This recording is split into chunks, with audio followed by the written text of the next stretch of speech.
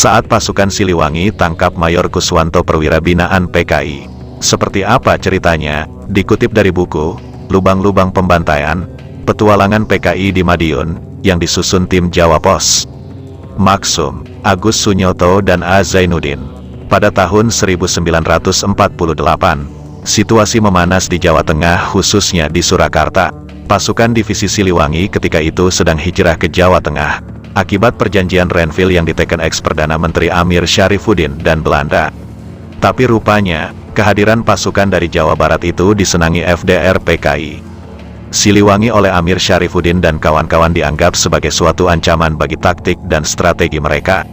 Ini memang tidak terlepas dari posisi divisi Siliwangi, sebuah kekuatan tempur yang tak bisa pengaruhi sayap kiri. Siliwangi teguh setia kepada Komando Markas Besar Tentara di bawah Panglima Jenderal Sudirman. Tentu saja pendirian Siliwangi bikin jengkel FDR PKI. Berbagai cara dilakukan oleh pihak kelompok kiri untuk mendepak Siliwangi dari Jawa Tengah. Golongan sayap kiri pun menyebar propaganda bahwa pasukan Siliwangi tak lain adalah pasukan SLW atau Stutleger Wilhelmina atau tentara Belanda di samping Kolonel. Akibatnya, banyak kelompok yang termakan propaganda tersebut. Oleh sebagian kelompok tentara dan laskar terutama yang sudah dipengaruhi pihak FDR PKI. Siliwangi adalah musuh.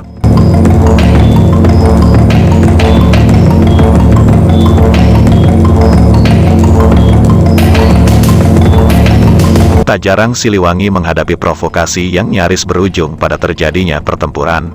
Seperti yang dialami Ahmad Kosasih, komandan batalion dari Brigade Kusno Utomo dan pasukannya. Ahmad Kosasih bercerita, satu waktu ia sedang mengadakan acara makan bersama di restoran UN di Malioboro. Tiba-tiba saat sedang makan, para perwira Siliwangi tiba-tiba ditembaki oleh pasukan dari Panembahan Senopati yang dipimpin Mayor Ayadao dan Suyoto. Kami waktu itu sudah hampir berbaku tembak, tetapi oleh Pak Jatikusumo kami dilerai dan tidak boleh bertempur antar tentara sendiri, ujar Ahmad Kosasih yang terakhir menyandang pangkat letjen ini.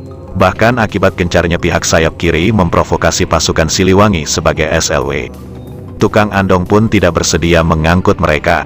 Kisah lain dituturkan Mayor Nasuhi, komandan batalion Nasuhi dari divisi Siliwangi. Menurut Nasuhi, ketika pasukannya hendak memasuki kota Surakarta, tiba-tiba dia dan pasukannya dihentikan oleh pasukan Sunitioso. Pihak Sunitioso beralasan bahwa mereka mendapat perintah dari Panglima untuk menolak pasukan manapun memasuki wilayah Surakarta.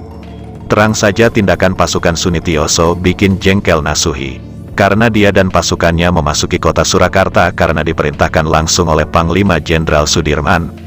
Saya terus berkukuh masuk ke Surakarta, karena saya memang diperintah oleh Panglima Sudirman untuk memasuki Surakarta, kata Nasuhi.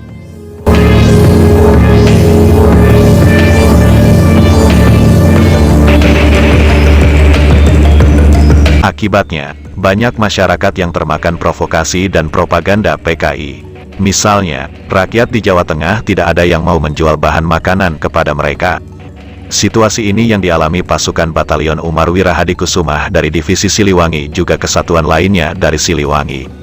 Karena tak ada masyarakat yang mau jual makanan ke pasukannya, Mayor Umar Wirahadikusumah sampai memerintahkan pasukannya untuk mencari makanan sendiri dengan berburu kijang di hutan Kartasura.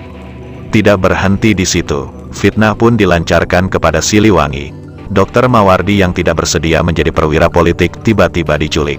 Dr. Mawardi adalah pemimpin Gerakan Rakyat Revolusioner, GRR, yang dibentuk pada Agustus tahun 1948 untuk melawan aksi-aksi anti pemerintah yang dilancarkan oleh Front Demokrasi Rakyat, FDR, yang merupakan onderbu Partai Komunis Indonesia, PKI. Sang dokter diculik pada tanggal 13 September tahun 1948. Saat menjalankan praktik sebagai dokter di RSJ Bres Solo, hingga kini ia tak pernah terlihat kembali dan